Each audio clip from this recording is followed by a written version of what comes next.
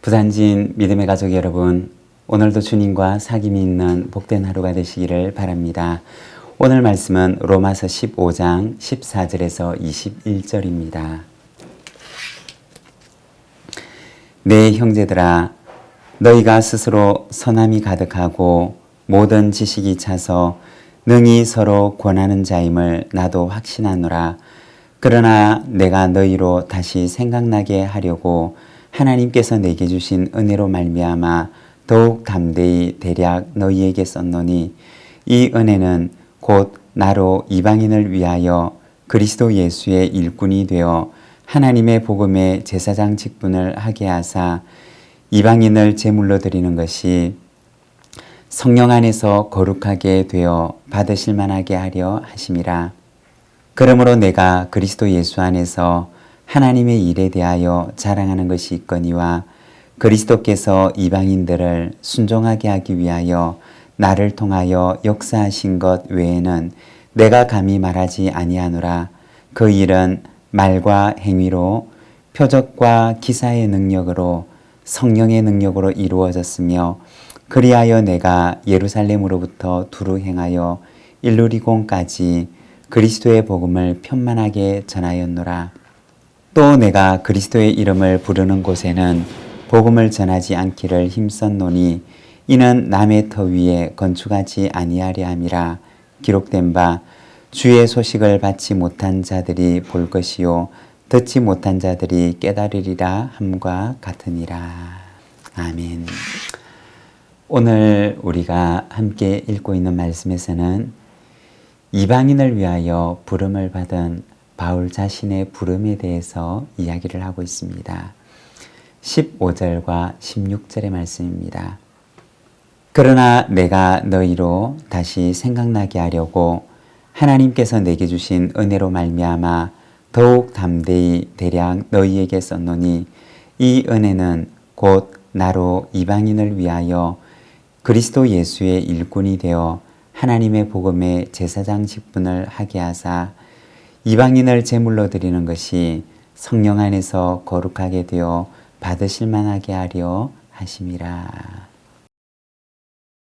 오늘 우리가 함께 읽고 있는 이 로마서 15장의 말씀은 로마서 편지의 마지막 부분에 해당됩니다.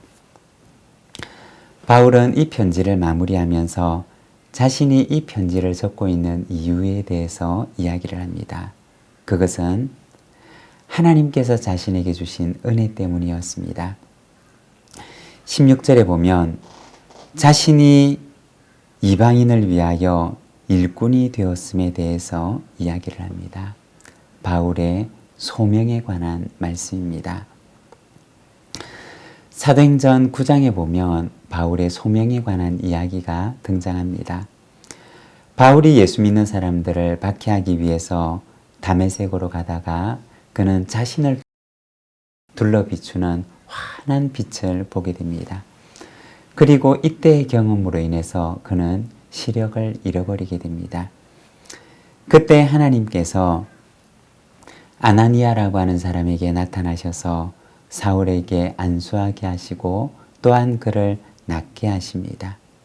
그리고 이때 아나니아에게 사울에 대한 하나님의 비전에 대해서 말씀을 하십니다. 사도행전 9장 15절에 보면 주께서 이르시되 가라, 이 사람은 내 이름을 이방인과 임금들과 이스라엘 자손에게 전하기 위하여 택한 나의 그릇이라. 하나님께서 바울을 어떻게 사용하고자 하시는 하나님의 계획에 대해서 아나니아에게 말씀하시는데, 하나님께서는 그를 이방인에게 복음을 전하기 위하여 하나님께서 택한 그릇임을 말씀을 하십니다. 아마도 이 아나니아는 자신이 들었던 그 하나님의 계획을 이 사울에게도 이야기해 주었을 것입니다. 그리고 바울은 자신을 부르신 그 하나님의 계획과 비전을 늘 자신의 마음속에 품고 살았을 것입니다. 여러분, 하나님께서는 각 사람을 향한 부르심의 소망을 가지고 계십니다. 우리 각 사람에게는 우리 자신에 해당하는 소명이 있다는 것입니다. 그 소명을 위해서 하나님께서는 우리를 아주 오랜 시간 동안 준비시키시고 그리고 때가 되었을 때 하나님께서 우리를 사용하십니다. 아브라함에게는 아브라함에게 맞는 소명을 주셨고 모세에게는 모세에 맞는 소명을 주셨으며 또한 바울에게는 바울이 감당해야 하는 소명을 주십니다. 그리고 하나님께서는 우리 각 사람에게 우리에게 맞는 그리고 우리가 감당해야 하는 소명을 주십니다. 여러분, 나를 향한 소명이 무엇인지를 깨닫고 그리고 그 소명을 따라서 충성되게 살아가는 저와 여러분의 삶이 되시기를 바랍니다. 17절에서 19절입니다.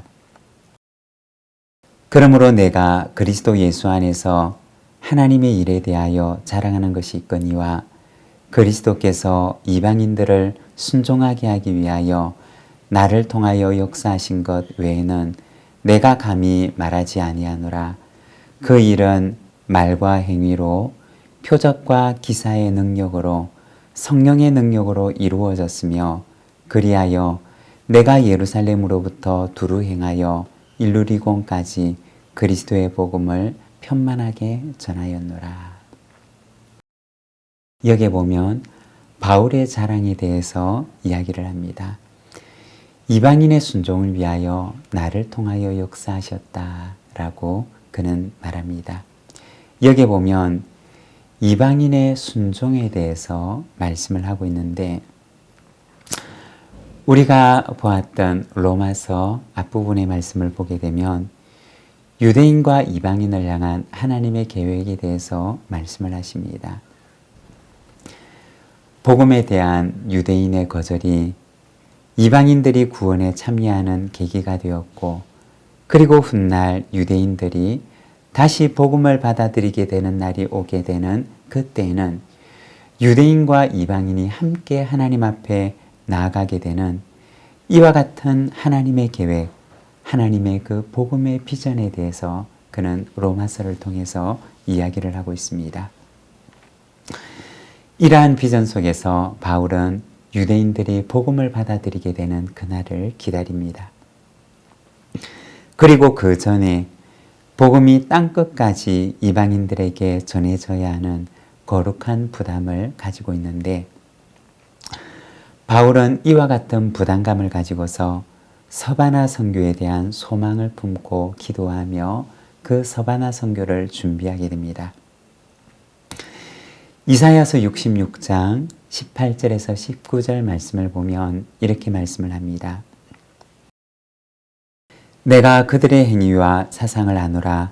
때가 이르면 문나라가 언어가 다른 민족들을 모으리니 그들이 와서 나의 영광을 볼 것이며 내가 그들 가운데서 징조를 세워서 그들 가운데서 도피한 자를 여러 나라 곧 다시스와 뿔과 활을 당기는 룻과 및 두발과 야왕과 또 나의 명성을 듣지도 못하고 나의 영광을 보지도 못한 먼 섬들로 보내리니 그들이 나의 영광을 문나라에 전파하리라.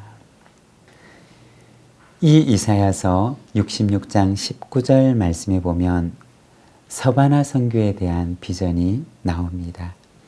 이것은 바울의 비전이 되었고 또한 그에게는 거룩한 부담감이 되었습니다.